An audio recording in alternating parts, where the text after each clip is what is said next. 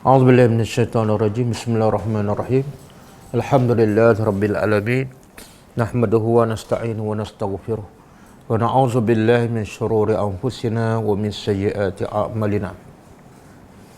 Man yahdihillahu fala mudilla lahu wa man yudlil fala hadiya lahu.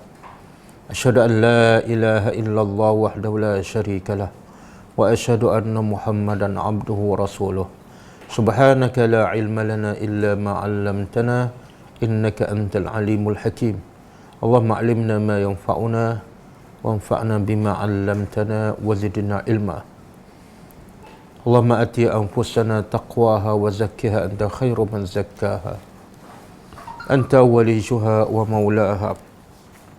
Rabbi yassir wa la tu'assir, Rabbi tammi bil khair, amma ba'du. InsyaAllah pagi ni kita sambung tadabbur surah Ibrahim. Setiap minggu, Sabtu minggu kedua, kita tadabbur surah Ibrahim. Jadi mungkin masih ada yang keliru, khususnya pelajar baru. Bila dia tadabbur setiap hari, dia tengok ayat yang bukan daripada surah yang sama. Jadi sebenarnya kita setiap hari ada surah tertentu. Jadi kita tak habiskan surah tu mengikut hari, mengikut mingguan, tapi kita akan habiskan setiap surah mengikut hari. Kalau hari Rabu malam, kita akan tadabbur surah Al-An'am sahaja sampailah habis. Kalau hari Khamis, kita tadabbur sirah Nabawi. Kalau hari Jumaat, kita akan tadabbur surah Al-A'raf daripada awal sampai habis. Dan kalau Sabtu minggu kedua dan minggu keempat, kita akan tadabbur surah Ibrahim daripada awal sampai habis. Dan sebenarnya kita telah habis tadabbur dan banyak surah, lebih 2/3 dah. Lebih kurang 70 ataupun 80 surah kita dah tamat tadabbur. Okey, insya-Allah hari ini kita tadabbur surah Ibrahim. Kita sampai ayat yang ke-31. Sebelum kita sambung ayat 32, kita tengok apa maksud ayat-ayat yang lepas dan kaitan dengan ayat hari ini. Kalau ayat yang lepas, Allah menceritakan tentang sifat manusia yang selalu engkar kepada Allah dan juga menukarkan nikmat Allah kepada kekufuran. Jadi nikmat Allah terlalu banyak, tapi akhirnya manusia tak bersyukur kepada Allah dengan nikmat tersebut, sebaliknya mengkufuri nikmat tersebut. Jadi dia menukarkan syukur kepada kufur, walaupun nikmat Allah begitu banyak. Sebab tu kata ulama, tanggungjawab hak Allah ke atas kita sangat besar dan berat. Dan nikmat Allah ke atas kita, nikmat Allah kepada kita terlalu banyak. Jadi Allah beritahu, contoh ayat 28, Allah bertanya kepada Rasulullah untuk memberitahu kepada Nabi betapa kufurnya manusia sampai tahap mereka badalu, menukar nikmat Allah kepada kufur. Dan mereka menjadikan kaum mereka, pengikut mereka, celaka dan ditempatkan ke dalam neraka. Dan Allah beritahu balasan mereka yang kufur kepada nikmat Allah dan menukarkan nikmat kepada kekufuran. Kemudian Allah beritahu sifat orang beriman. Apa berlaku sekalipun, sifat orang beriman tak akan berubah. Iaitu tetap allazina amanu yuqimus salah, sentiasa mendirikan salat. Yang kedua, wa yunfiquna mimma razaqnahum, yunfiqu mimma razaqnahum, sentiasa menginfakkan hartanya secara rahsia ataupun terbuka sebelum datang kematian kepada mereka, ataupun sebelum datang ke hari yang tidak ada ruang lagi untuk berjual beli, untuk tebus menebus ataupun untuk meminta pertolongan daripada orang yang dikasihi.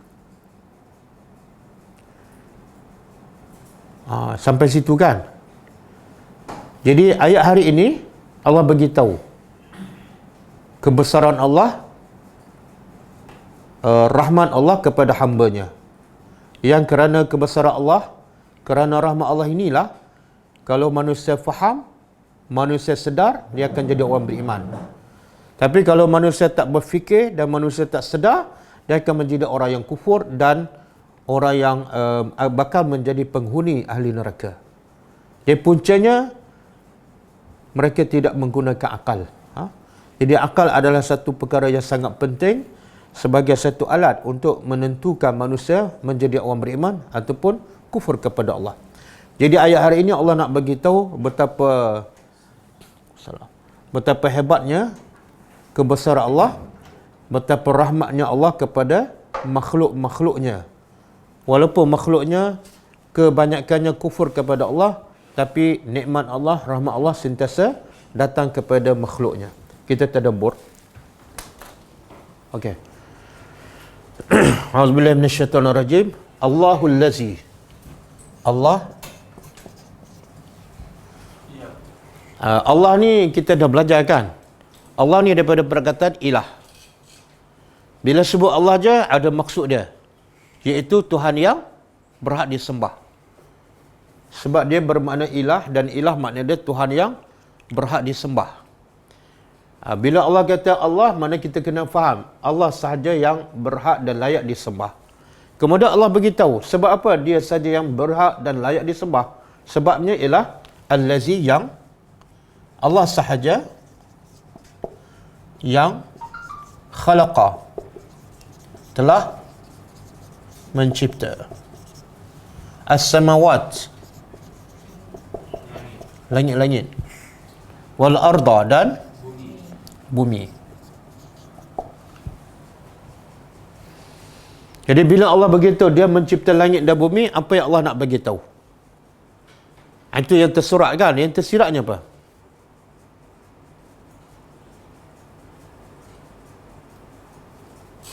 Apa yang ada di dalam bumi dan di atas langit. Jadi kalau Allah cipta langit dan bumi, semua yang di langit dan semua yang di bumi termasuklah yang dicipta Allah. Satu. Yang kedua, bila Allah mencipta langit, dan langit ini adalah makhluk Allah yang paling besar. Jadi yang kecil itu tak payah tanyalah. Sebab orang musyrikin, antara sebab mereka tak percaya pada hari kebangkitan. Antara sebab orang musyrikin tak percaya kepada hari kebangkitan, apa alasan mereka? Bila manusia dah mati, dah hancur kan? Bila hancur, dia pakai logik akal, Allah tak boleh mencipta semula manusia sebagaimana asal. Kalau saya mati sekarang, kemudian saya ditanam, dikebumikan, kemudian hancur, kemudian Allah bangkit setelah ditiup sangkakala yang kedua, sebiji macam saya. Dia kata tak masuk akal.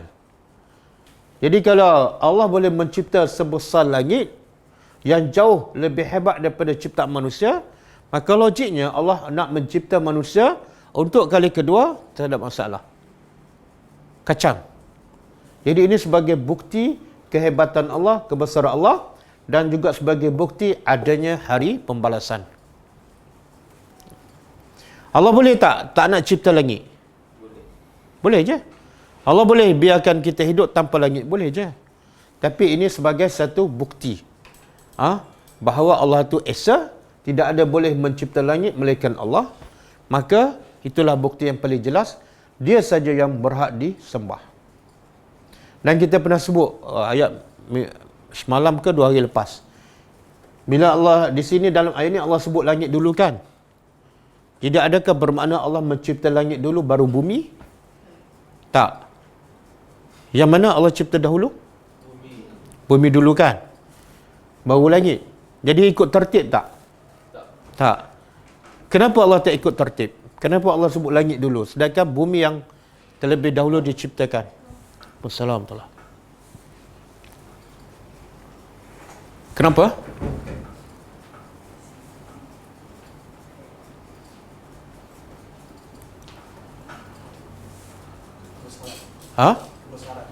Sebab Allah nak buktikan dia tu Tuhan yang esa, Tuhan yang maha hebat.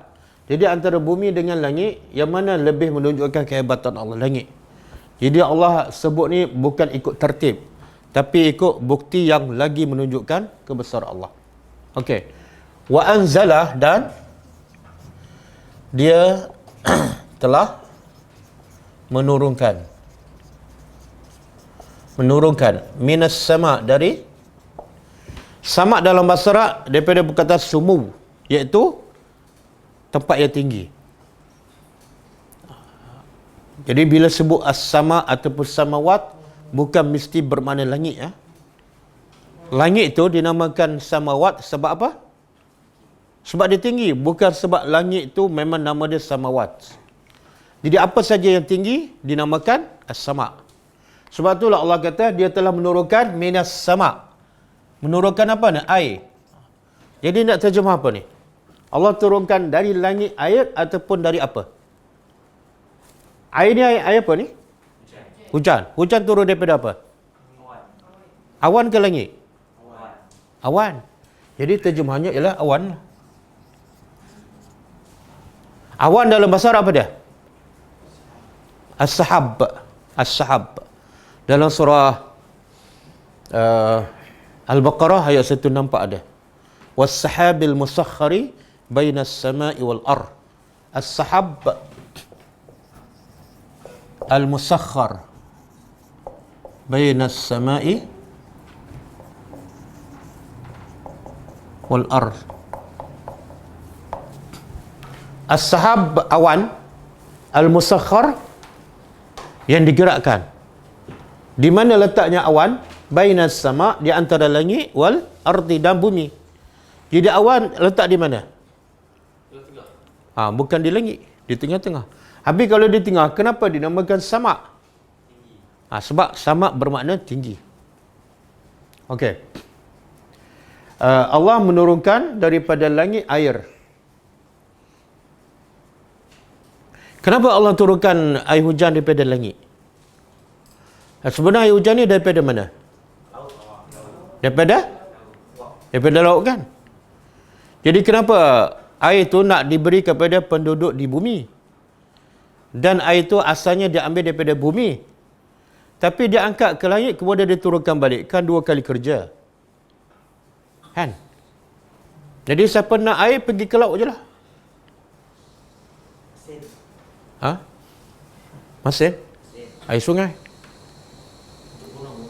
Apa dia? Untuk tanah?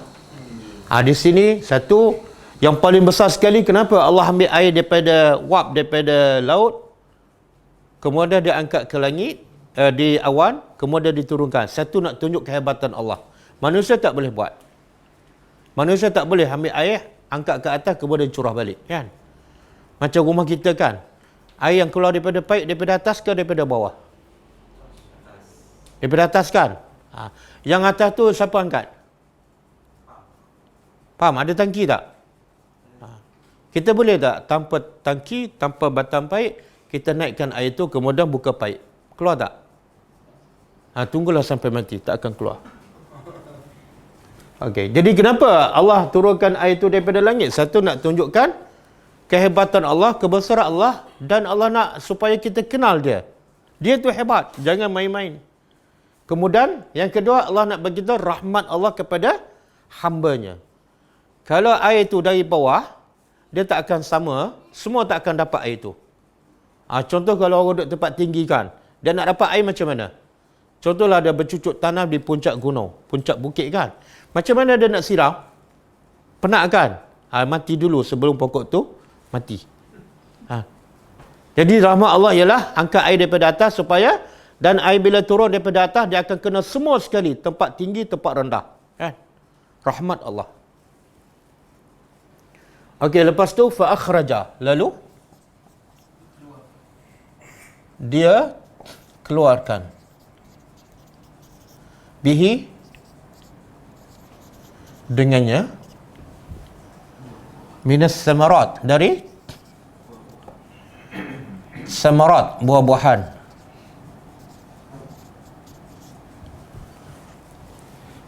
Okey. Bila Allah sebut ada benda yang Allah nak bagi tahu kan, apa ini yang tersurat, iaitu Allah turunkan air daripada langit, kemudian dengan air itu Allah keluarkan buah-buahan. Okey. Apa yang Allah nak bagi tahu ni?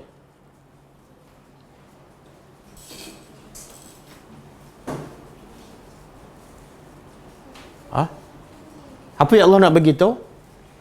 Daripada air turun ke bumi, kemudian keluar buah-buahan. Apa yang Allah nak bagi tahu? Kehebatan ciptaan Allah. Apa dia kehebatannya? Dari air jadi buah. Daripada air itu kosong dan tak ada rasa, tak ada warna. Tiba-tiba bila jatuh ke bumi dan keluar sebagai tumbuhan, dan bila keluar buah-buahan tu pula berbagai warna kan. Sedangkan air tak ada warna, tanah pun tak ada warna. Kemudian berbagai rasa kan. Ada rasa pisang, ada rasa durian, ada rasa manggis, ada rasa rambutan. Rambutan pula berbagai-bagai rasa, berbagai-bagai warna kan. Kadang-kadang rambutan, satu rambutan sahaja berbagai warna kan. Satu rambutan, betul? Ketika dia putih, warna apa? Hijau. Ketika dia masak, warna apa? Yang kuning-kuning lah, yang merah-merah. Bila dah buruk sikit, warna apa? Satu rambutan pun dah boleh bertukar 2-3 warna. Siapa boleh buat tu? Kenapa Allah tukar-tukar warna? Masa putih lain, masa masak lain, masa buruk dan lain. Kita fikir tak masa kita beli rambutan kan? Kita pilih yang mana? Yang warna apa? Merah. Masa kita pilih warna merah tu, kita fikir tak? Kenapa Allah jadikan warna merah? Tak pernah fikir kan? Dah berapa puluh tahun makan rambutan? Tak pernah fikir kan? Pasal apa? Yang kita fikir apa dah? Berapa harga? Ni rambutan apa nama dia? Apa nama dia kan? Anak sekolah ke bapa sekolah? Okey, kenapa Allah jadikan merah? Sebelum tu hijau. Tanda kebesaran Allah satu. Yang kedua? Makna apa tu? Rahmat Allah. Kalau Allah jadikan semua warna hijau, putih hijau, masak hijau, buruk pun hijau, apa jadi? Sakit hati kan? Yang menjual pun tak tahu, kita yang membeli pun kadang-kadang tertipu, betul tak? Huru-hara jadi hidup. Tapi Allah tak nak kita huru-hara, Allah memudahkan kita, Allah tukar warna. Di samping menunjukkan kebesaran Allah. Okey. Manggis, makan tak manggis? Kan? Kulit dia warna apa? Hitam. Kat dalam pula warna apa? Putih kan? Putih pula, putih apa? Dia panggil apa? Putih lepo. Putih seputih-putihnya kan? Kemudian rasa pula, oh manisnya, lazatnya, ya Allah. Betul? Yang lagi lazat apa dia? Bila kita dapat free, oh lagi lazat. Tapi masa kita makan, masa kita rasa lazat, kita tak rasa kebesaran Allah. Betul tak? Kita hanya rasa nikmatnya buah ni, dan aku boleh beli sebab aku bekerja keras. Betul? Itu menyebabkan kita tak menjadi orang yang bersyukur pada Allah. Kita hanya menjadi orang yang makan rezeki Allah, tapi sedikit sekali yang bersyukur. Kan biasa lepas makan buah, baca tak alhamdulillahillazi at'amani hadza wa razaqani min ghairi haulin minni wala quwwah. Baca tak? Baca tak baca kan? Tak baca. Kenapa tak baca? Tak hafal. Kenapa tak hafal? Kenapa tak hafal? Sebab tak rasa nikmat Allah. Kita rasa kita dapat dengan usaha kita. Sedangkan baca doa, sudah makan, dengan makan, yang mana nikmat lebih besar? Nikmat makan dengan nikmat baca doa. Jangan berbohong. Kalau nikmat baca doa lebih besar, dah lama hafal doa. Betul tak? Bila tak hafal tu, dia rasa baca doa bukan nikmat. Boleh? Okey, Allah mengeluarkan dengan air itu daripada buah-buahan yang berbagai-bagai.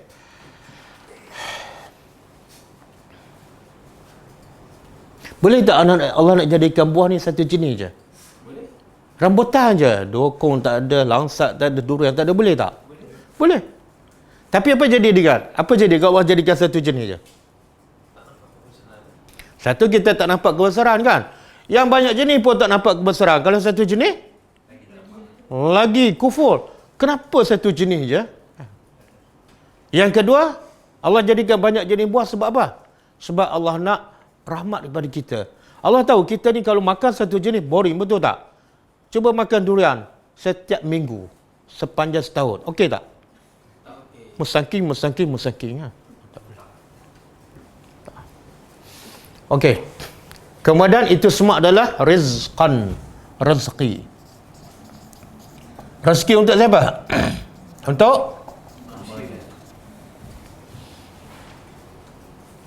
apa benda rezeki? Apa benda rezeki?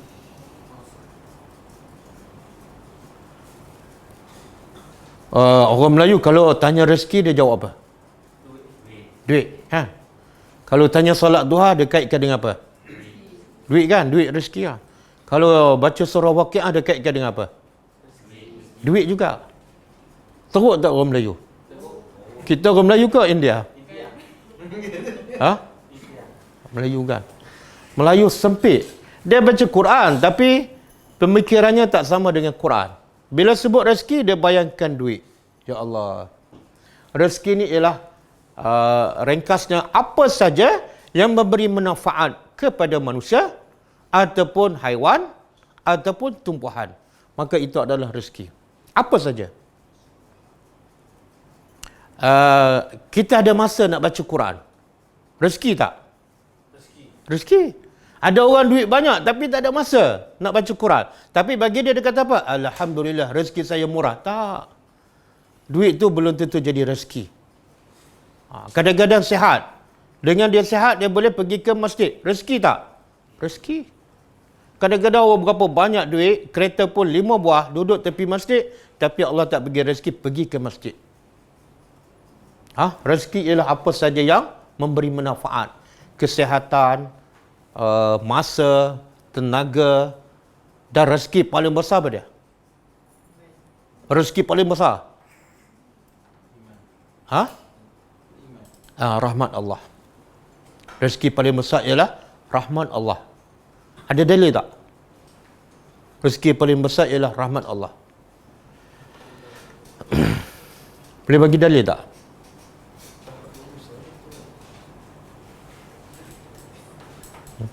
Ni kalau saya tanya dalil, apa dalil yang cara nak cari rezeki duit, semua boleh bagi tahu ni. Ada 1000 cara kan? Tapi cara nak cari rezeki rahmat Allah, ada dalil tak? Tak ada kan? Makna apa? Tak carilah. Selama ni tak cari rezeki rahmat Allah.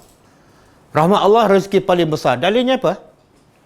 Saya nak tanya, dunia dengan syurga mana lebih besar?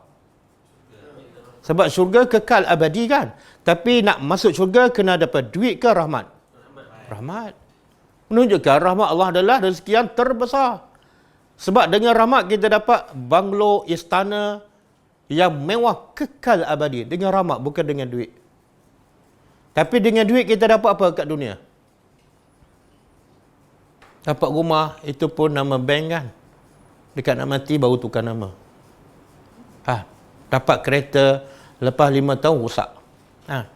Dapat suami, dapat isteri, lepas 30 tahun tua. Kan? Lepas 60 tahun nyanyuk. Kan? Jadi rezeki paling besar ialah rahmat Allah. Sebab itulah pemuda kafir bila nak masuk gua, dia minta rezeki duit ke makanan ke rahmat? Rahmat. Apa doanya? Apa doanya? Kuat sikit. Mana kita lebih hafal? Doa makan ke doa minta rahmat? Doa makan. Rabbana hablana Rabbana atina min ladunka rahmatan. Satu. Yang kedua, wahayyi lana min amrina rasyada. Jadi dua rezeki yang paling besar. Rahmat dan rasyada. Kalau dapat dua ni, tak makan pun boleh hidup. Macam Ashabul Kahfi. Tapi kalau tak dapat dua ni, makan pun boleh mati. Berapa ramai yang sakit di hospital sebab makan. Betul, doktor? Okey. Jadi Allah kata, semua ni adalah rezeki untuk siapa? Kamu. Okey. Kenapa Allah begitu? Semua ni adalah rezeki untuk kamu. Kenapa Allah begitu perkataan lakum? Apa yang pengajaran kita boleh ambil? Aku turunkan hujan, kemudian keluar buah-buahan macam-macam sebagai rezeki untuk kamu. Ha?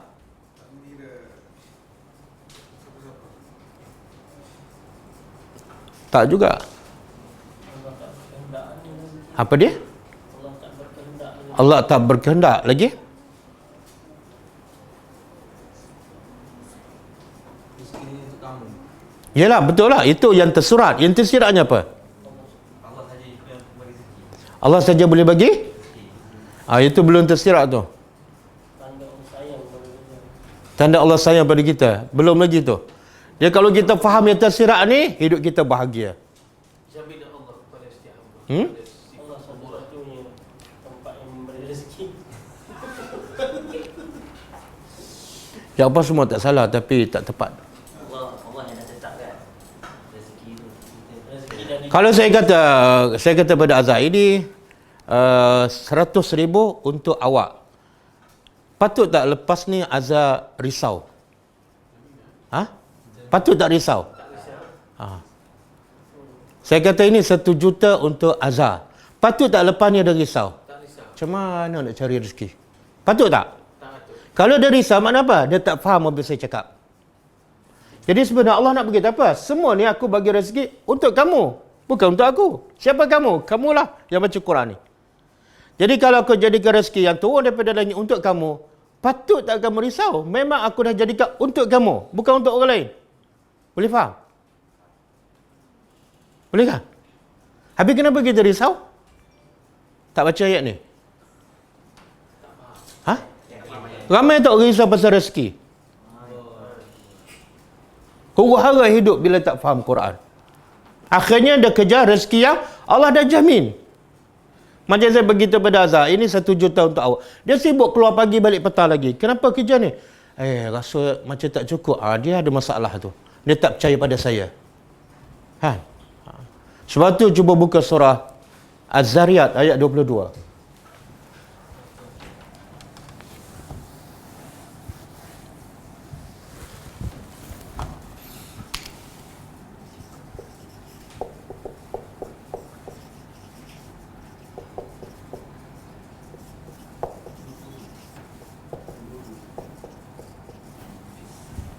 Wa fis samai rizqukum wa ma tu'adun. Okey.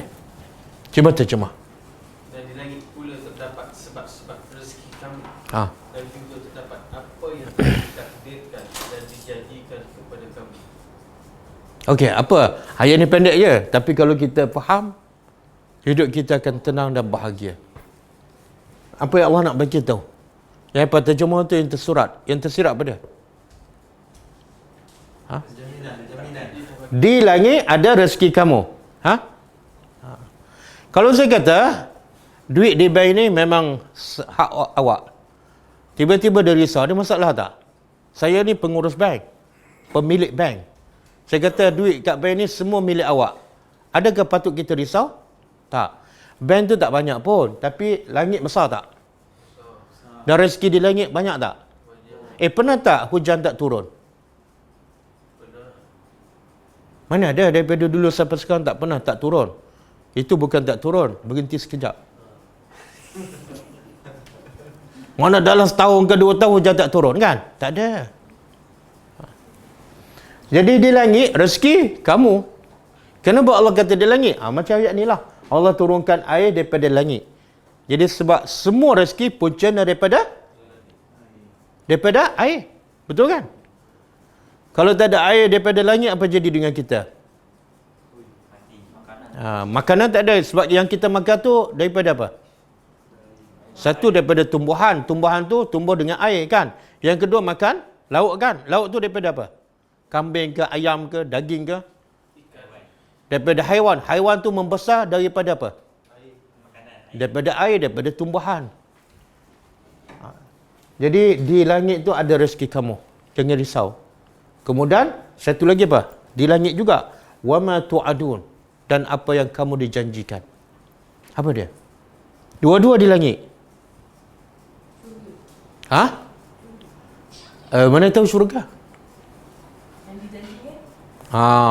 Kata Ibnu Katsir, yakni di langit rezeki kamu hujan, punca rezeki hujan, yang wama tu'adun ialah syurga ataupun janji-janji pahala-pahala terhadap amalan yang baik.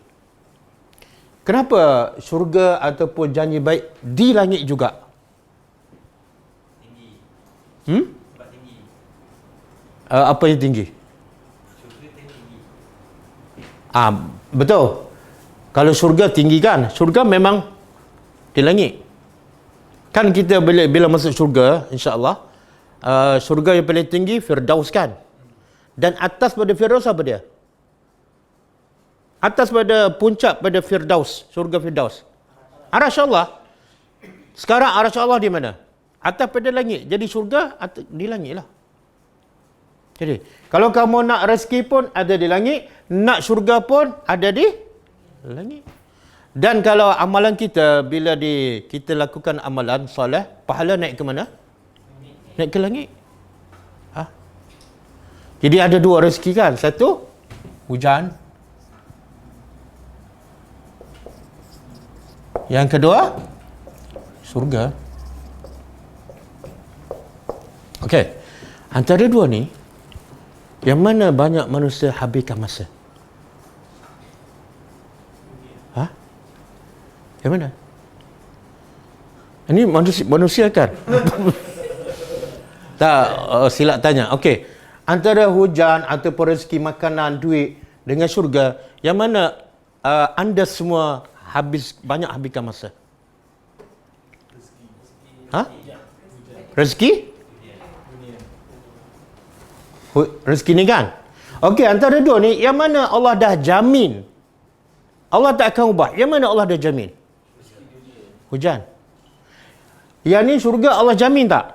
Tak. Semua bergantung pada kita. Jadi pelik tak kita? Yang Allah jamin, yang ni yang kita habiskan masa. Pagi, petang, siang, malam. Sampai ke tua. Yang ni yang Allah tak jamin. Yang ni yang kita lewatkan. Kadang-kadang 8 pencen baru nak cari. Betul? Pelik tak? Pelik. Sebab tu Allah kata, bila nak cari rezeki di langit kan? Allah sebut dalam surah apa ni? Rasa semua hafal ni. Famshu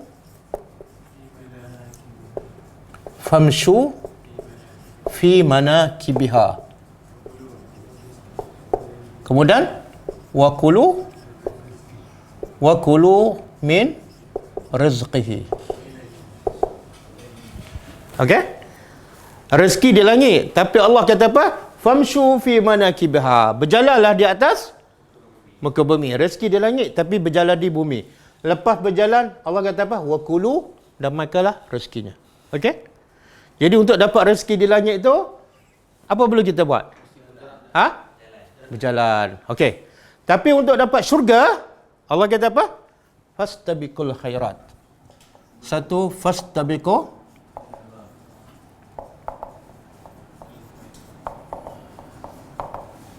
Khairat ni kebaikan amal soleh yang menyampaikan kita ke syurga. Tapi Allah guna famshu ke fastabiqu. Fastabiqu apa makna? Berlumba. Yang ni Allah tak guna perkata berlumba. Pasal apa? Rezeki kamu di langit ni, semua ni adalah rizqan lakum. Jadi relax. Jangan bekerja-kerjakan sampai sakit jantung. Okey.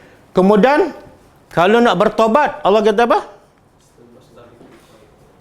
Bertobat. Tak. Itu lain. Allah guna perkataan wasari'u ila maghfirah. Apa makna wasari'u? Segera. Allah tak kata berjalanlah untuk bertaubat. Tak. Kalau bertaubat kena segera. Okey, kalau betul-betul nak balik kepada Allah, betul-betul nak balik kepada Allah, nak solat ke apa ke, Allah guna perkataan apa dia? Fafirru ilallah. Fafirru ilallah. Apa makna fafirru? Lari, lari. Wastabiqu, berlomba. Wasari'u, bersegera. Dan bila betul-betul nak kembali kepada Allah, lagi laju. Apa dah? Fafirru, lari. Pecut. Rezeki, jalan. Kan? Boleh faham? Bila tak faham ayat Quran, bila baca Quran nak pahala saja, akhirnya yang dia berlari nak cari hujan. Yang dia bekerja sampai nak mati nak cari hujan. Yang syurga dia berjalan, relax je. Tengok-tengok terlepas syurga. Betul kan? Sebab itulah sistem kita sekarang, sama ada sistem pendidikan ataupun sistem kita bila kita bekerja. Semua sistem pendidikan, lepas tu bila bekerja kan, semua nak kerja apa? Kejar. Betul kan? Daripada tahun 1 sampai habis sekolah menengah SPM, lepas tu universiti, lepas tu bekerja, nak kerja hujannya. Berapa puluh tahun? Berapa puluh tahun?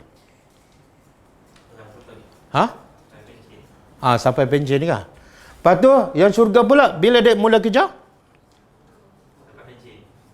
Bila mata tak berapa nampak kan, telinga tak berapa dengar, ingatan dah lemah, nak hafal doa pendek pun tak boleh, baru nak kejar benda yang kekal abadi.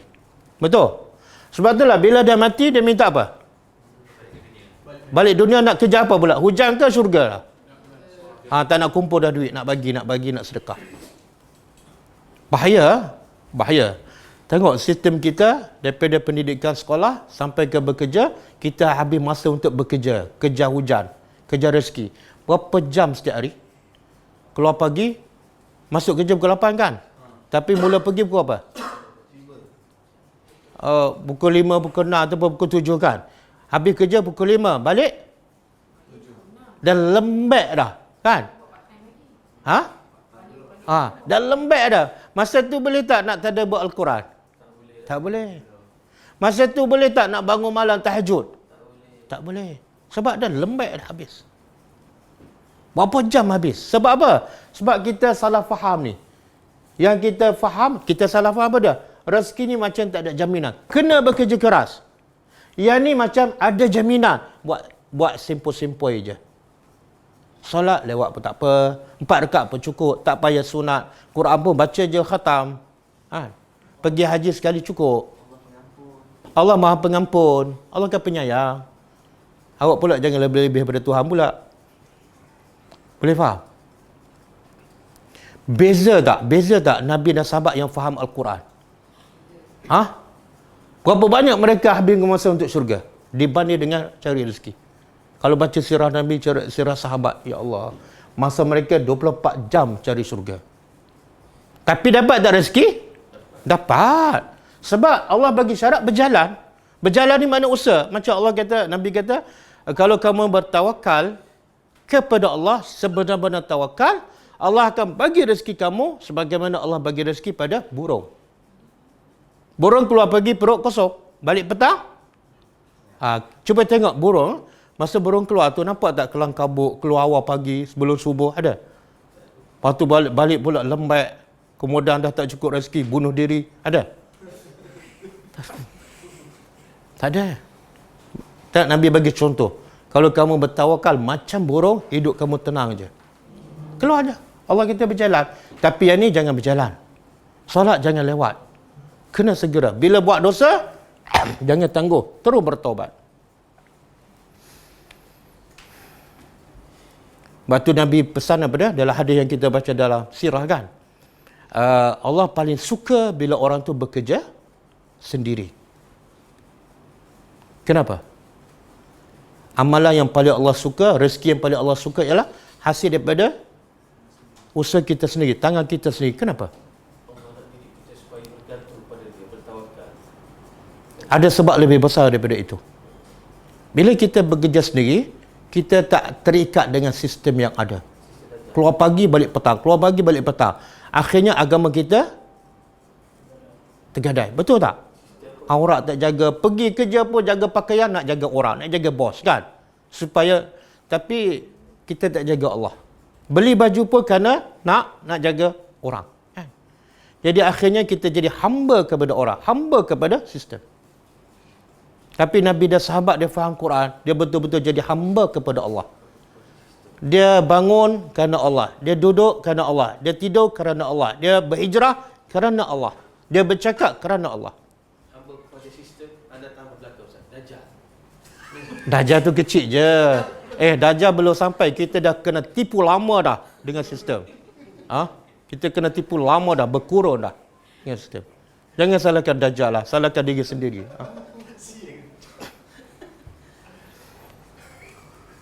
Okey. Dan rahsia yang paling besar untuk kita dapat syurga. Kan? Apa dia? Bila kita kerja yang ni dapat. Tapi bila kerja yang ni terlepas. Kena faham. Bila kerja syurga, kerja rahmat Allah, kerja keampunan, yang ni ikut datang. Kan? Nabi kata siapa yang matlamat hidupnya akhirat, Allah akan buka rezekinya dan Allah jadi kekayaan depan mata dia. Kekayaan depan mata dia. Dia tak teringin tapi dunia datang.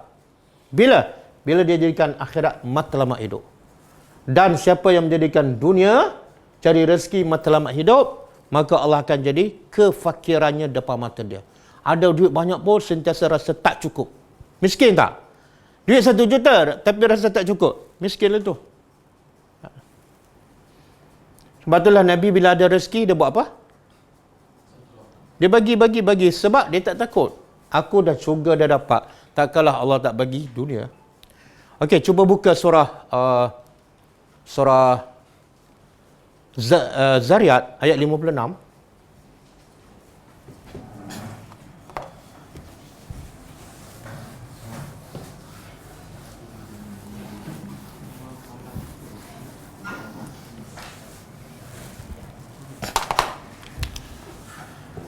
وَمَا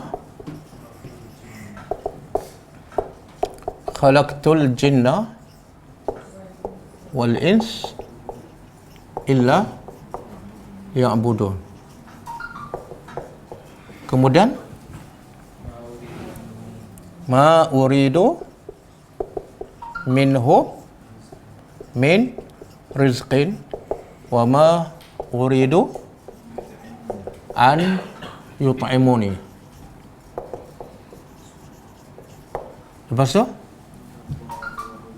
innallaha huwa ar-razzaq zul quwwatil matin. Okey, ayat ni biasa kita baca tapi yang bahagian atas. Ayat pertama kan, yang selepas tu kita jarang disebut. Okey. Wa ma khalaqtu, aku tidak ciptakan manusia, jin dan manusia melainkan untuk beribadat.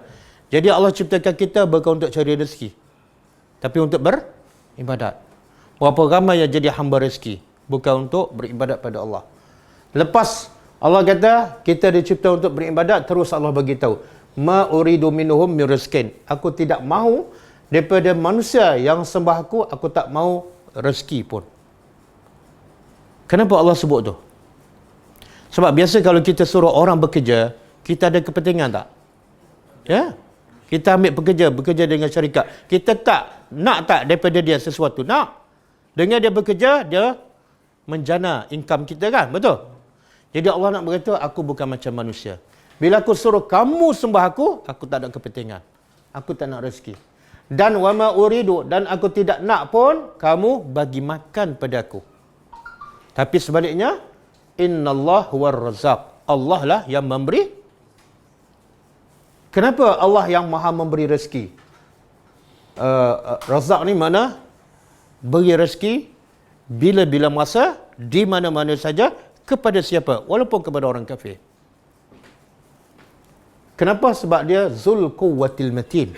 Sebab dia mempunyai kekuatan yang sangat luar biasa. Kita kalau bagi makan orang fakir miskin kan, setiap hari 100 orang. Agak-agak berapa lama bertahan? harta kita tu? Berapa hari? 3 hari. Tapi tak sempat bagi kan? 1 hari dah stop lah. Tapi kalau Allah bagi berapa bilion kepada makhluk dia, haiwan, manusia, jin, malaikat, daripada mula dicipta sampai sekarang, luak tak rezeki Allah? Tak. Okey. Sekarang kita nak kaitkan. Kenapa Allah sebut? Apa kaitan ibadat dengan rezeki? Aku tidak cipta pada jin dan manusia melainkan untuk beribadat. Dan aku yang memberi rezeki. Apa kaitan ibadat dengan rezeki? Sepatut bila sebut rezeki, sepatut Allah sebut apa sebelum tu? Amal. Bila beramal, dapat rezeki. Tapi di sini, seolah Allah nak beritahu, bila beribadat, dapat. Mana punca kita dapat rezeki apa dah? Ibadat. Berapa ramai yang cari rezeki, tinggal ibadat. Sebab tu rezekinya tak berkat. Sebab tu rezekinya sentiasa tak cukup. Dapat banyak, keluar pun banyak. Okey. Jadi sekarang nak apa ni? Nak duit hujan ke nak rahmat Allah? Kalau nak rahmat Allah, banyakkan masa dengan apa? Tadabbur Al-Quran. Tak cukup sekali seminggu. Tak cukup sekali sehari. Kena berjam-jam. InsyaAllah. Okey, lepas tu Allah kata apa? Wasakhkhara lakum, dan dia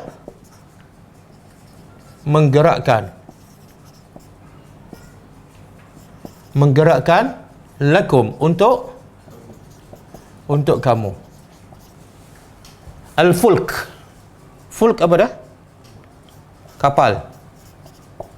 Litajriya, supaya kenapa Allah gerakkan kapal? Tengok Allah bagi tahu. Allah gerakkan untuk kamu kapal. Allah boleh cakap je Allah gerakkan kapal. Tak ada untuk kamu. Tapi Allah bagi tahu untuk kamu ada maksud tu. Allah nak bagi tahu apa? Kapal tu jadi mudahkan. Sepatut logik akal. Kapal mudah tak nak berlayar? Logik lah. Tak kapal. Logiknya mudah tak nak berlayar? Susah lah. Sebab dia berat kan. Kalau kita baling duit shilling, jatuh tak dalam laut? Tenggelam tak? Duit shilling dengan kapal mana lebih besar dan berat? Kapal. Kenapa duit shilling yang ringan tenggelam, kapal yang berat terapung? Cuba jawab.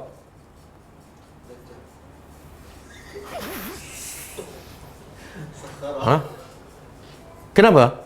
Duit shilling ringan jatuh, kapal berat. Kita tahu berapa ributan kan yang bawa kapal terbang kan? Ada landasan kapal terbang di atas kapal, di atas air. Kenapa yang berat tak tenggelam? Yang kecil tenggelam. Dulu belajar sains kan? Jawablah.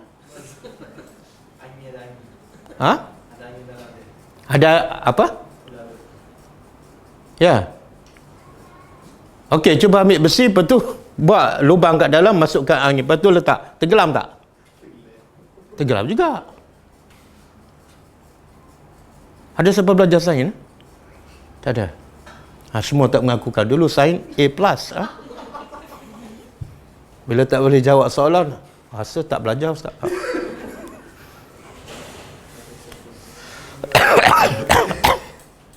Soalan. Apa jawapannya?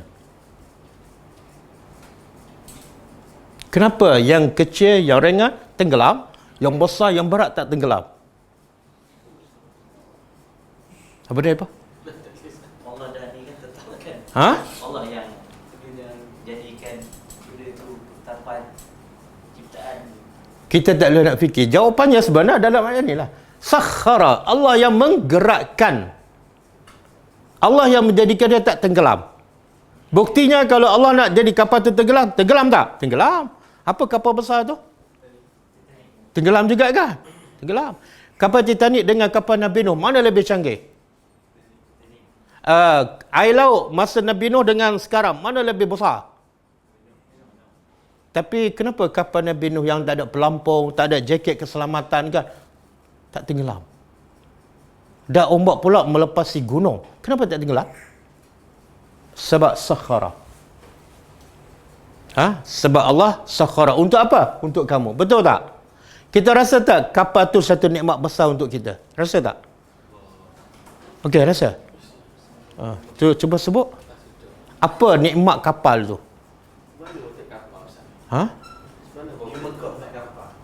Dulu, sekarang? Jadi kalau cerita pergi Mekah naik kapal, orang kata sekarang tak adalah, saya naik kapal terbang. Tak, sehingga hari ini dah sampai bila-bila kapal tu ada nikmat. Jadi apa nikmat untuk kita? Apa dia? Kalau orang tak bermancing, dia tak rasalah. Tengok, kita tak rasa nikmat Allah melalui kapal pada kita. Kita pakai baju tu daripada mana? Bawa dengan apa? Memang tak sedar diri. Perabot-perabot rumah kita beli tu dari mana? Bawa dengan apa? Kapal. Makanan yang banyak kita makan beli kat Maiden kan. Tapi daripada mana? Bukan Maiden bawa. Maiden ni tukang jual je. Makanan tu datang daripada US, daripada Perancis kan. Bawa dengan apa? Kapal.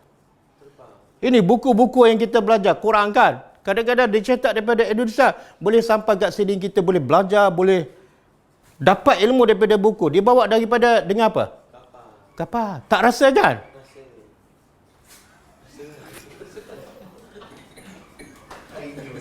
Pergi New Zealand naik kapal je, tengok seronoknya. Tapi kita tak rasa kebesaran Allah. Sebab apa? Kita tak berfikir. Matlamat kita nak seronok. Bila dapat seronok, jam akal kita. Sepatut bila kita naik kapal rasa seronok, maka kita akan sepatut lebih seronok kepada apa? Bila duduk dengan Tuhan yang menggerakkan kapal sehingga kita boleh berjalan pusi satu dunia. Kita tak berfikir.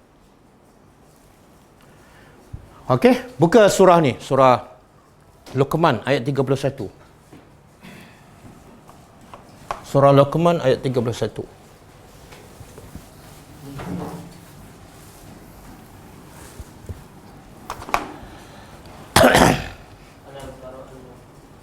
Alam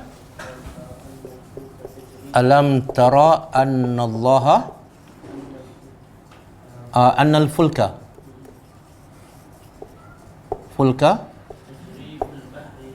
tajri fil bahri bi ni'matillah. Apa dia? Liyuriyakum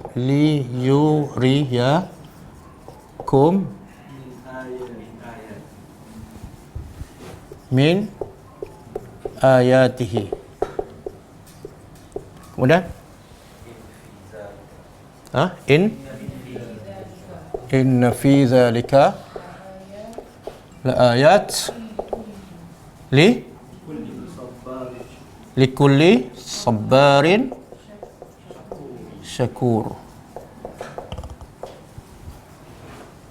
Tengok cuba kita tadabbur. Alam tara, tidakkah kamu berfikir? Bila alam tara tu Allah nak sama ada nak tempelak, nak mencela orang yang tak berfikir. Tidakkah kamu berfikir annal fulka, sama fulka, sesungguhnya kapal itu tajri, berlayar fil bahri, di laut kan, dengan kelebihan Allah. Dengan apa ni? Bi ni'matillah, dengan nikmat Allah. Jadi kapal berlayar tu dengan apa? Dengan nikmat Allah kepada kita semua. Allah boleh je nak bagi naik kapal tenggelam, boleh je kan. Tapi kenapa Allah bagi terapung? Sebab nikmat Allah dan rahmat Allah kepada kita. Apa tujuan? Tujuan paling besar apa dia? Ni Allah sebut jelas li, untuk. Ini tujuan dia. Yuriyakum, untuk dia, iaitu Allah memperlihatkan kepada kamu. Allah nak tunjuk apa ni? Dengan Allah apungkan kapal-kapal tu. Allah nak tunjuk min ayati, dari tanda-tanda kebesarannya. Tapi berapa ramai yang naik kapal, buat kapal, ada syarikat perkapalan tapi kufur kepada Allah. Betul? Sebab apa? Sebab ni Allah beritahu, inna fi zalika, sesungguhnya pada demikian, iaitu kapal yang berlayar tu dan ada tanda kebesaran adalah la-ayat. Hanya nampak kebesaran Allah bukan pada semua orang. Kepada siapa? Likulli sabarin. Hanya untuk orang yang banyak sabar.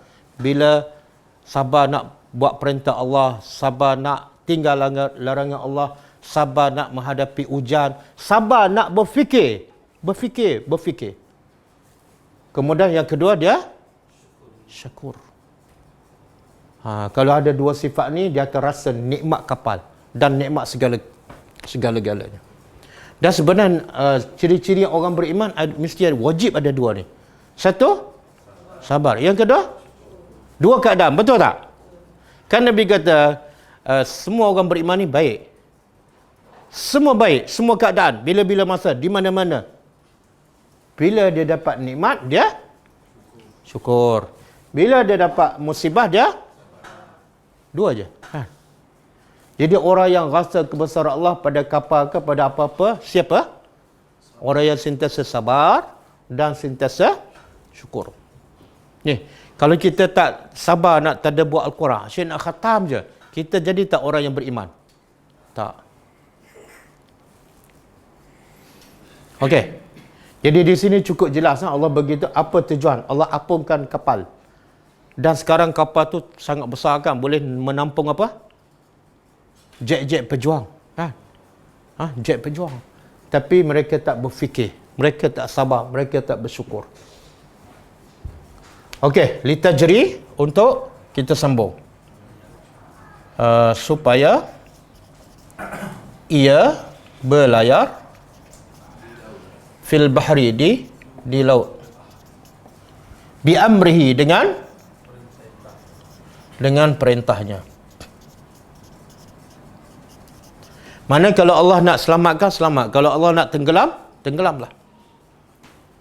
Kemudian wasakhara. Ada perkataan tertinggal kan? Cuba cek. Wasakhara lakumul lail kan? Ada lail tak?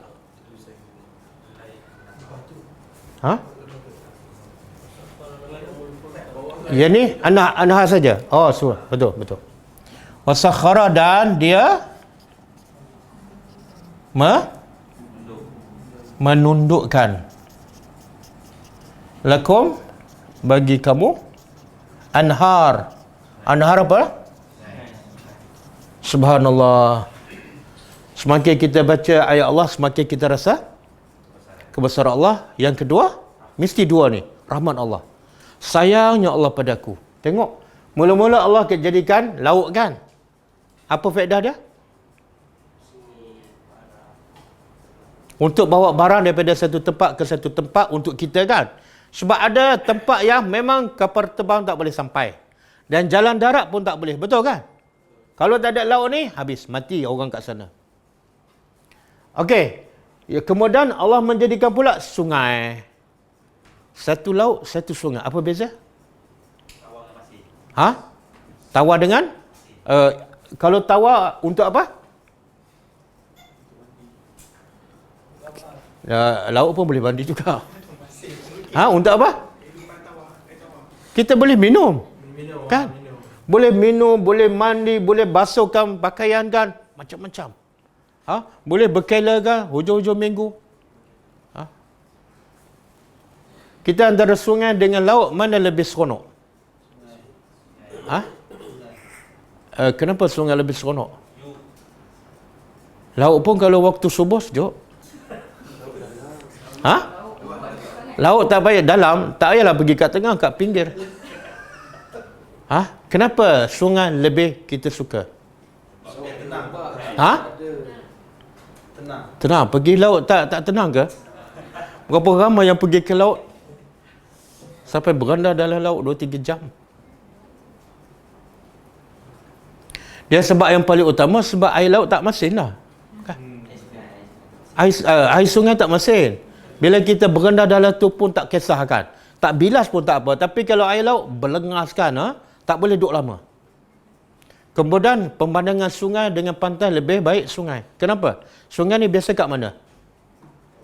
Hutan kan, dahan-dahan, lagi menyejukkan.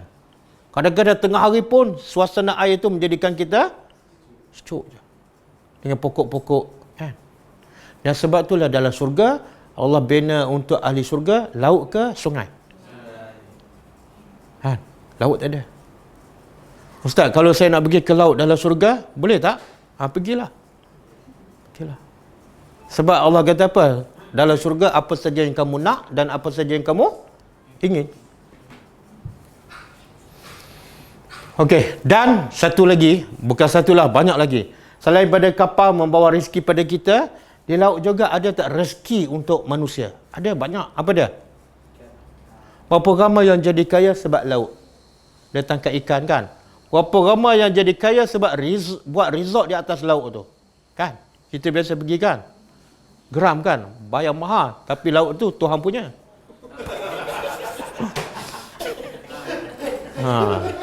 Laut tu bukan dia punya. Dia tak kerja apa-apa, buat atas laut Tuhan, buat resort, taklah cantik sangat, tapi jadi kaya.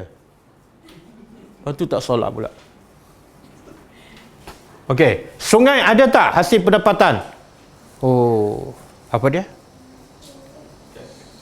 Yang paling lazat apa dia? Ikan lagi? Udang. Kan biasa kita pergi Sarawak kan? Ada satu tempat tu memang terkenal dengan udang. Udang-udang besar tu. Rasa nak pergi je bila ingat udang tu. Betul, nikmat tu. Kita nak beli udang kat sini mahal kan? Kita pergi sana dapat free. Sarawak. Okey, wasakhara. Oh, masa dah habis. Sampai 3-3 je Ustaz. Kita ambil satu ayat lagi. Wasakhara, dan dia menggerakkan. Semua Allah guna perkataan sakhara kan? Menunjukkan apa? Semua ni kalau tanpa izin Allah, jam. Tak bergerak. Sekarang Allah menggerakkan apa? Lakum, untuk kamu. Syamsa, matahari. Wal qamar, dan bulan. Okey, Allah sebut tak lakum? Cuba tengok, cuba tadabbur. Berapa kali Allah sebut lakum? Allah turunkan air, hujan daripada langit, keluar buah-buahan untuk siapa? Kamu. Lakum. Allah gerakkan kapal untuk siapa? Lakum. Kamu. Allah gerakkan sungai, lakum, untuk kamu. Allah gerakkan matahari dan bulan, lakum, untuk kamu. Saya pun tak faham kenapa manusia masih risau pasal rezeki. Ayat ni kalau kita tadabbur, ya Allah, kenapa aku tak takut? Allah dah beritahu, memang untuk kita. Matahari untuk kita. Apa dia? Apa faedah matahari untuk kita?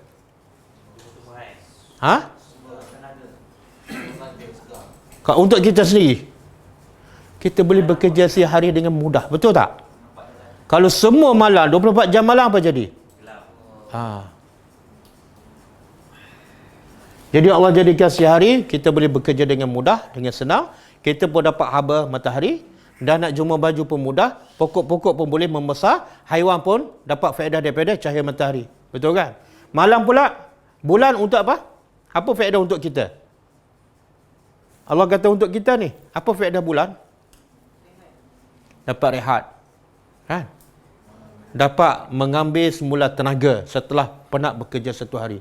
Dan nikmat paling besar bila ada bulan apa dia? Nikmat paling besar.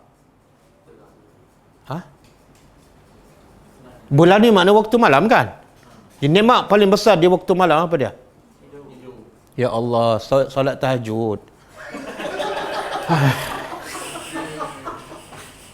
Dah tak ada pun nikmat paling besar, tidur juga. Ya Allah. Ya ayyuhal muzammil qumil laila illa qalila. Kalau saya tanya kelas saya, okeylah tidur kan. Kalau tak ada pun jawapan tidur. Dahlah dalam kelas tidur.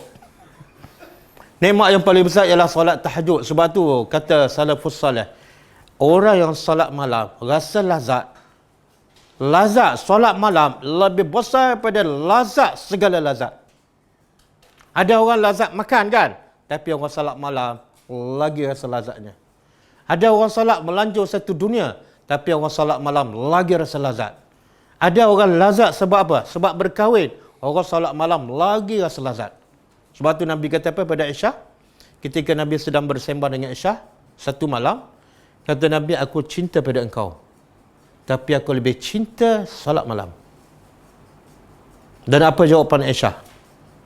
Aku juga cinta pada engkau ya Rasulullah, tapi aku lebih cinta apa yang engkau cinta.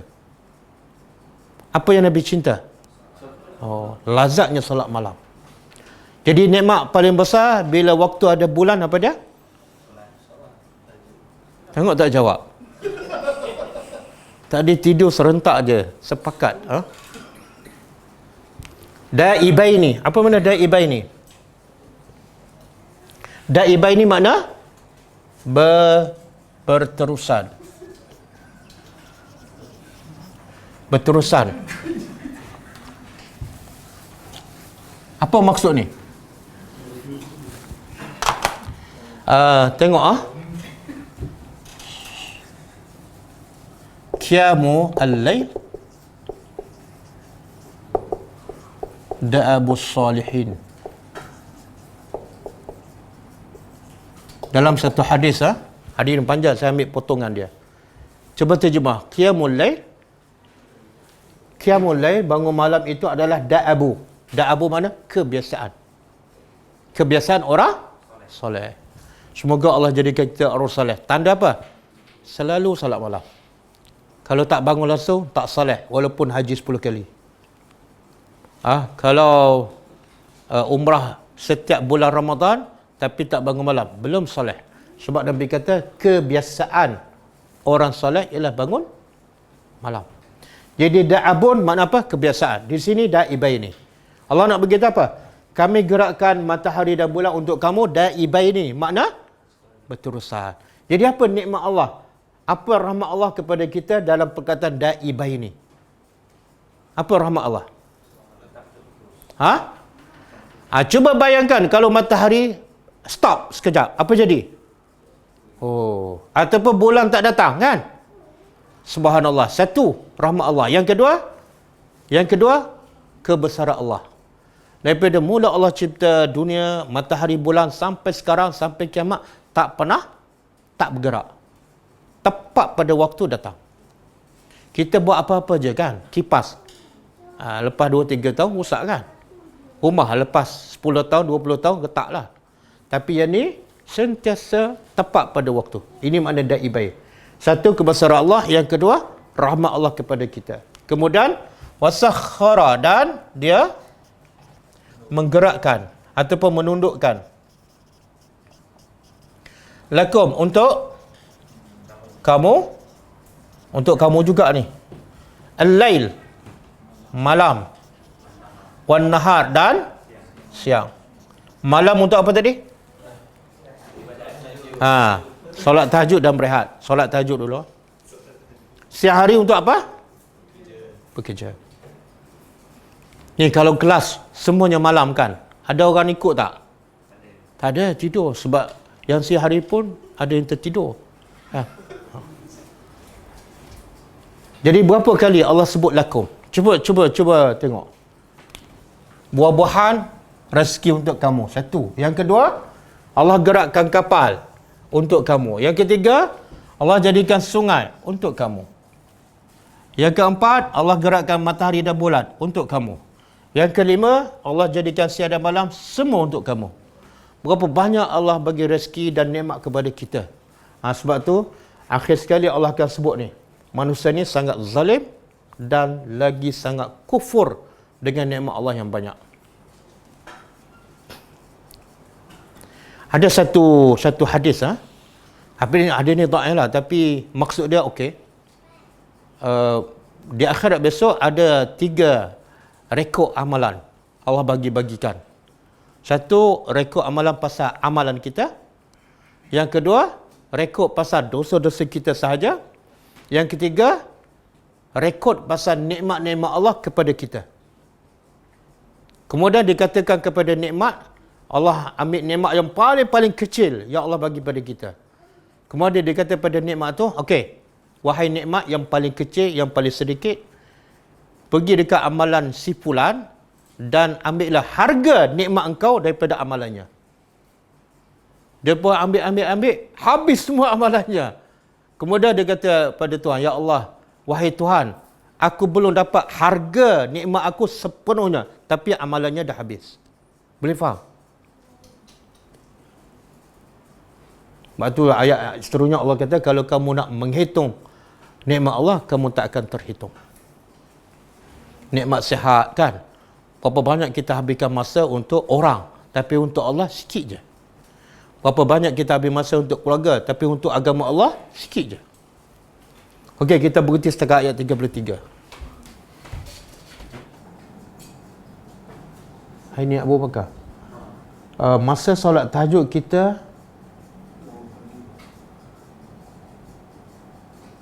masa solat tahajud kita dan berdoa masa sujud akhir, patut tak kita solat hajat lagi? Tak perlu. Riwayat daripada Aisyah radhiyallahu anha yang mengatakan Nabi tidak pernah solat malam sama ada bulan Ramadan ataupun bulan yang lain lebih daripada 11 rakaat. Jadi tak disebut nama apa, solat apa, tapi difahami bila solat malam dan setelah bangun daripada tidur, itulah solat tahajud. Jadi Nabi tak pernah buat package bangun malam, Nabi solat tasbih, solat hajat, solat apa lagi, solat taubat, tak ada. Apa dah lagi, doa yang terbaik ialah ketika kita sujud. Bila kita solat malam, solat tahajud dan kita sujud, kita berdoa ketika sujud, itulah hajat kita yang terbaik di waktu yang terbaik. Jadi tak perlu lagi solat hajat. Mana lagi? Azhar, apa ni? Ya.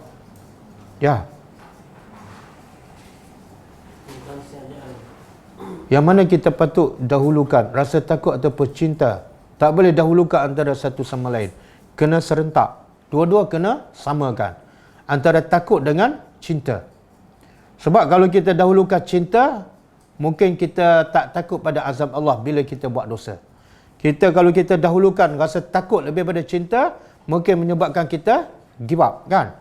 Ataupun kita rasa dah tak ada harapan dah. Tak. Kena seimbangkan antara takut dengan cinta ataupun antara takut dengan harap.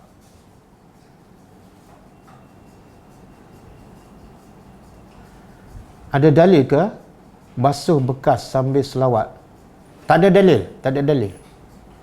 Nabi kata setiap perkara yang baik tidak dimulai dengan bismillah fahuwa aqta, maka dia terputus daripada rahmat Allah. Maknanya nak buat apa-apa yang baik cukup dengan baca bismillah. Jangan berselawat. Bila berselawat dah buat benda yang Nabi tak buat dan memandai-mandai dalam agama. Kalau selawat tu baik ketika basuh bekas, orang pertama akan buat ialah Nabi. Percayalah, yang Nabi buat, yang Nabi tunjuk dah lengkap. Tak perlu kita tukar tambah. Yang perlu kita follow je. Macam mana nak sentiasa bersyukur pada nikmat Allah? Allah dah beritahu, orang yang banyak berfikir, orang yang ulul albab, itulah orang yang akan banyak bersyukur. Jadi kita kena sentiasa berfikirlah. Kenapa kita ada kat dunia? Kemana kita nak pergi lepas ni, kan? Kenapa Allah jadikan kita umurnya sekian, kan? Fikir makanan yang kita makan. Banyak ayat Quran yang suruh kita fikir pasal makanan. Kadang-kadang Allah kata tengok langit, kadang-kadang Allah kata tengok burung. Jadi apa saja yang depan mata kita, seharusnya kita berfikir supaya dengan kita berfikir itu memantapkan keimanan kita, cinta kita pada Allah. Yang kedua, banyak berfikir tentang ayat-ayat Allah. Bila baca ayat Allah, tengok mana. Jangan biarkan dia berlalu tanpa kita faham. Jangan biarkan satu pun ayat Quran berlalu daripada mulut kita, daripada kehidupan kita, melainkan kita menghayati maksud dan kita amalkan. InsyaAllah, bila kita faham ayat Quran, kita amalkan, kita akan menjadi orang yang paling bersyukur kepada Allah Subhanahu Wa Taala. Adakah doa khusus yang diamalkan oleh Rasulullah ketika solat tahajud? Tidak ada. Bahkan doa yang terbaiklah secara umum Nabi ajar kepada siapa? Aisyah bertanya kepada Rasulullah, bila kebetulan aku berjumpa dengan malam Lailatul Qadar, kan, malam Al-Qadar, apa yang patut aku buat? Nabi kata apa? Baca doa. Doa apa ni? Doa minta ampun. Jadi doa yang terbaik di waktu malam ialah minta ampun. Tapi itu bukan doa khusus untuk solat tahajud. Bila-bila masa, khususnya di waktu malam, Kita boleh je nak baca doa yang Nabi ajar pada Aisyah, walaupun itu lebih khusus kepada malam Al-Qadar. Apa doa tu? Innaka afuwun tuhibbul afwa fa'fu anni. Antara menuntut ilmu, berdakwah dan menjaga ibu bapa yang uzur, mana yang lebih baik? Tengok keadaan. Kalau mak kita sakit hari ini dan kita boleh pergi belajar ilmu dan kita boleh pergi berdakwah, yang terbaik jaga mak. Tengok keadaan. Tapi kalau mak kita sihat hari ini, kita ada masa nak pergi berdakwah, yang terbaik pergi berdakwah lah. Tak perlulah jaga mak sebab mak sihat. Jadi tengok keadaan. Tolong bagi pencerahan tentang sedekap selepas bangkit dari rukuk. Adakah ikut sunnah? Dia ulama beza pendapat lah. Sedekap ni apa maksud? Letak tangan di dada kan? Ulama beza pendapat. Ada mengatakan yang Nabi letak tangan di dada ketika berdiri. Makna apa? Ketika baca Fatihah, kena letak kat dada. Kemudian bila rukuk dan bangun daripada rukuk, berdiri tak? Ketika i'tidal, pun kena letak tangan kat dada. Sebab hadis itu mengatakan Nabi letak ketika Nabi berdiri. Itu satu pendapat. Pendapat yang kedua yang lagi masyhur ialah letak tangan di dada ketika baca Fatihah, selepas takbir dan sebelum rukuk sahaja. Bila bangun selepas rukuk tak perlu. Itu pendapat yang paling kuat. Rezeki Allah tu luas. Kita selalu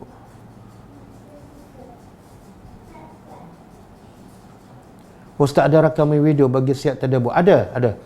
Semua kelas tadabbur kita rakam dan boleh cari dalam YouTube ataupun ada channel, ada pelajar kita buat channel tadabbur, dia kumpul semua ada video-video yang lama sampai hari ini pun dia akan masuk sekejap lagi. Kalau kita nak lalu kubur bagi salam, kebiasaannya baca Al-Fatihah. Tak payah baca. Sunnah Nabi, bila pergi kubur, Nabi baca doa untuk orang mati, untuk ahli kubur. Assalamualaikum ya ahla diyar wa inna insyaallahu bikum lahikun yaghfirullahu lana wa lakum. Dan ada lagi riwayat lain. Fatihah tak ada. Nabi tak pernah pergi ke kubur baca Fatihah. Itu bukan sunnah Nabi. Apa dah? Kalau baca Yasin di kubur, lagilah tidak ada. Fatihah pun tak ada. Kalau kita adakah kita tak cukup yakin dengan rezeki Allah apabila kita rasa saya nak berhenti kerja untuk fokus kepada tadabbur Al-Quran? Tak, kalau kita berhenti bekerja dan tak mengganggu ekonomi keluarga kita, supaya apa? Bukan makna kita tinggal rezeki sebenarnya. Kalau kita berhenti kerja untuk tadabbur Al-Quran, sebenarnya kita berhenti untuk rezeki yang lagi mahal, iaitu untuk mendapat rahmat Allah, dan dengan rahmat Allah kita akan dapat syurga yang kekal abadi. Tapi kalau kita berhenti bekerja menyebabkan ekonomi kita tak stabil dan mungkin mengganggu proses untuk kita belajar, maka sebaik-baik elakkan, jangan berhenti lagi.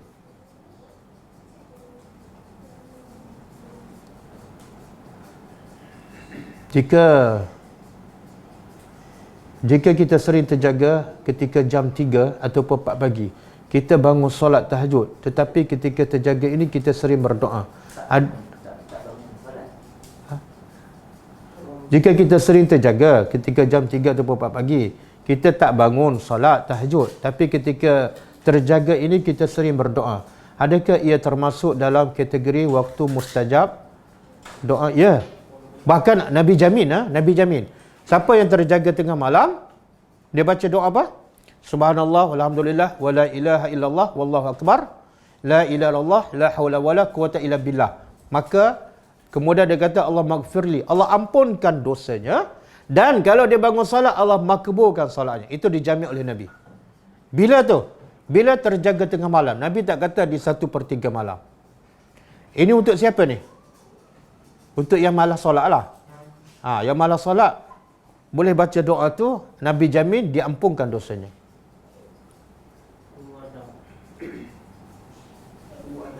Ah, 11 rakaat tu termasuk salat tahajud dan witir rakaat. Ya.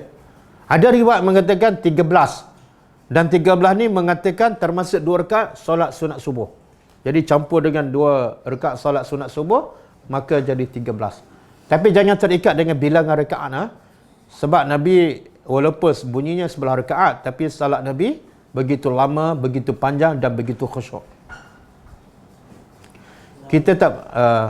Kita tak patut risau pasal rezeki, tapi bukankah ada sebab rezeki disempitkan dan diluaskan? Yalah, sebab Allah sempitkan rezeki sebab apa? Sebab kita tak bertakwa. Sebab itulah kita jangan takut pasal rezeki, tapi takutlah kita tak bertakwa. Kita tak cukup takwa. Kerana Allah dah bagi syarat kalau nak dapat rezeki tak disangka. Apa syarat untuk dapat rezeki yang di luar jangka? Takwa. Jadi bila tak dapat rezeki ataupun sempit, jangan risau tak cukup rezeki. Tapi risaulah, di mana silap aku? Mungkin takwa aku tak cukup.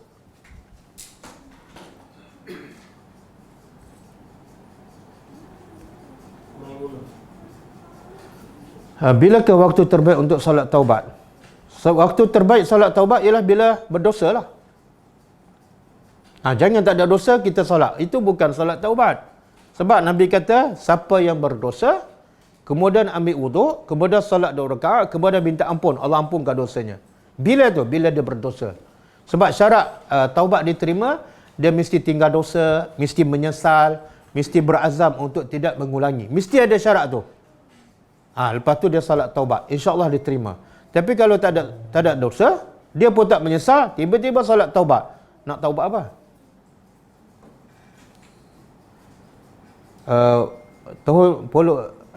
Pohon ustaz jelaskan, Allah yang Maha Esa. Allah yang Maha Esa makna Allah yang satulah. Tidak ada dua, tidak ada tiga. Bila muafiq ataupun masuk dalam salat Jumaat, perlu tak kita habiskan baca Fatihah? Muafiq ni kita datang bersama imam, sempat takbir, selepas imam takbir, kita terus takbir. Ratul Ihram. Itu dia panggil muafiq. Tapi kalau kita datang lambat, imam dah nak habis Fatihah ataupun imam dah baca surah, kita pun angkat takbir, itu dia panggil masbuk. Dan bila masbuk, bila imam rokok, kita wajib rokok dan tak perlu habiskan Fatihah. Tak perlu habiskan Fatihah. Dan kita akan dapat rakaat tersebut.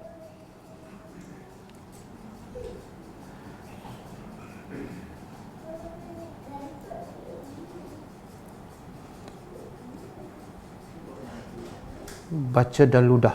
Apa tu? Rabbi a'udzubika min hamazati syayatin. Baca dan ludah sedikit ke arah hati. Tak payah ludah ke hati. Hati kat dalam. Kalau nak ludah ke hati, kena masuk dalam mulut balik. Tak, buat isyarat je. Buat isyarat je. Kalau seseorang minta belanja makan, tapi keadaannya senang, adakah dikira membantu dia, dikira sedekah? Tak. Kalau dia senang, kenapa dia minta? Dan kenapa kita nak bagi? Islam menggalakkan kita membantu. Siapa? Orang yang perlukan bantuan. Kalau dia tak perlu bantuan, kenapa kita nak bagi? Yang bantuan yang paling besar dan paling utama bagi setiap manusia ialah bantuan ilmu. Bukan bantuan rezeki ataupun makanan.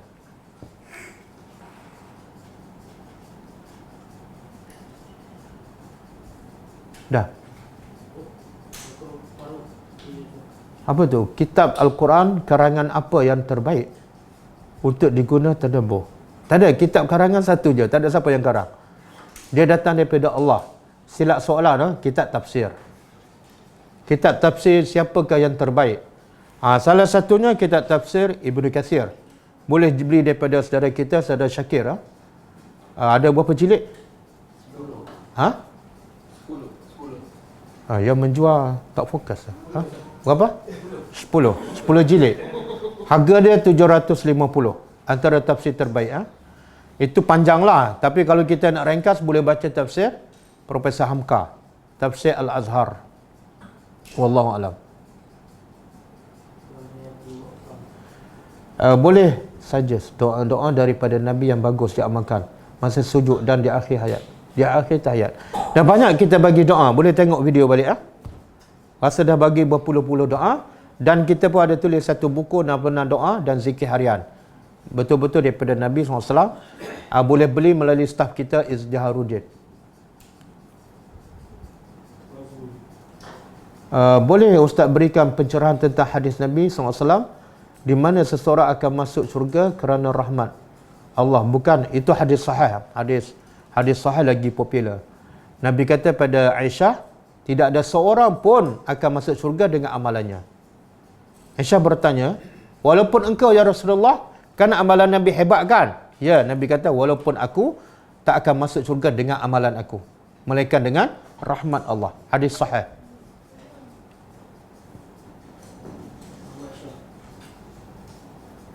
Macam mana nak jadi orang bertakwa dan beriman? Solat, puasa dan lain-lain buat, tapi buat juga perkara salah. Dia sebenarnya banyak perintah daripada Al-Quran supaya manusia menjadi orang bertakwa. Syarat utama nak jadi orang bertakwa apa dia? Syarat paling asas untuk menjadi orang bertakwa. Ilmu apa tu? Ilmu kenal Tuhan. Dia semakin dia kenal Allah, semakin dia bertakwa. Dan semakin kurang makrifah dia, ilmu dia tentang Allah, siapa Allah, semakin dia tak bertakwa. Dan nak kenal Allah, salah satunya dengan tadabbur ayat-ayat Al-Quran. Tadabbur ayat Al-Quran semakin kita rasa, macam kita tadabbur hari ni, lagi kita rasa kehebatan Allah, kasih sayang Allah, keesaan Allah. Jadi nak jadi takwa yang paling asas, ilmu kenal Allah melalui Al-Quran. Okey, dah? Banyak tak cukup lah.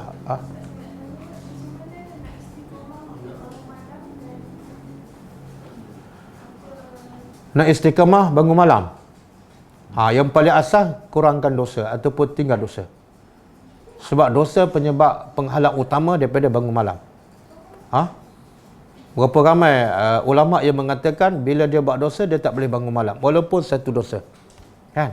Saya pernah selalu ceritakan ada seorang salafus salih, dia selalu bangun malam, tiba-tiba malam tu tak boleh bangun. Yang pertama dia cek apa? Bukan dia cek jam tu, set ke tak?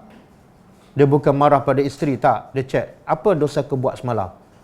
Dia fikir-fikir, dia jumpa satu dosa, dia tengok orang di masjid sedang menangis. Dalam hati dia terdetik, bukan kata pun, terdetik dalam hati je. Ini orang ni menangis sebab riak. Makna dia bersangka buruk pada orang. Itu sahaja dosa menyebabkan dia tak boleh bangun malam. Percayalah, dia nak bangun malam ni berat. Dan bila ada dosa, seolah ada bebanan di atas belakang kita yang menyebabkan kita tak boleh bangun. Tapi bila kita bertobat, tak ada dosa, senang je bangun. Senang je. Tak payah set jam apa semua. Tak, yang pasti, yang paling penting cek apa dosa kita buat. Kadang-kadang bercakap kosong kan. Nabi sebut dalam satu hadis, jangan banyak bercakap. Sebab banyak bercakap menyebabkan banyak dosa. Bila banyak dosa menyebabkan hati keras. Dan Allah sangat jauh daripada orang yang hati keras. Jadi kadang-kadang dosa tu kita tak perasan. Banyak bercakap, membazirkan, menyebabkan hati keras. Bila hati keras, susah nak bangun malam. Percayalah, yang susah nak bangun malam ni, hati dia keras. Dan hati dia keras, puncanya dosa. Membazir makanan kan, tidak mensyukuri nikmat Allah, nikmat makanan, nikmat sihat, macam-macam. Nikmat mata. Dia tak ada dengan muzik kan. Tengok drama kan. Itu menyebabkan kita berat untuk bangun malam. Okey. Cukup tak? Tak apalah. Ini waktu makan tengah hari ni. Cukup dah. Pukul apa dah? 12 dah. Okey, boleh tanya soalan dalam kelas akan datang. Kelas kita akan datang ialah hari Isnin, pukul 10.30 insya-Allah. Okey, kita tutup dengan membaca tasbih kafarah.